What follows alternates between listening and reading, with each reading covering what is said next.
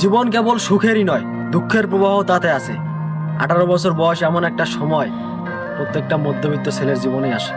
একটা মধ্যবিত্ত ঘরের ছেলের বয়স যখন 18তে পড়ে, তখন সে শুধু একটা সুন্দর ভবিষ্যৎ গড়ার জন্য লড়ে। না থাকে প্রিয় মানুষ, না থাকে ভালোবাসা, থাকার ভেতরে থাকে শুধু একটু সুন্দরভাবে বেঁচে থাকার প্রত্যাশা। একটা বেকার ছেলে 18তে কেবল একটা ভালো দিনের অপেক্ষায় ছুটে। তাই এখন সূর্য ওঠার আগে সে ওঠে। মুখে হাসি, হৃদয়ে বিষাদ, ইচ্ছা স্বপ্ন তারও আছে, তবে হোঁচট খাওয়ায় অভাব। বাবাদের 5 টাকা বাঁচানোর গল্প সকলেই জানে, তারা মহান, ছোট করে বলছি না।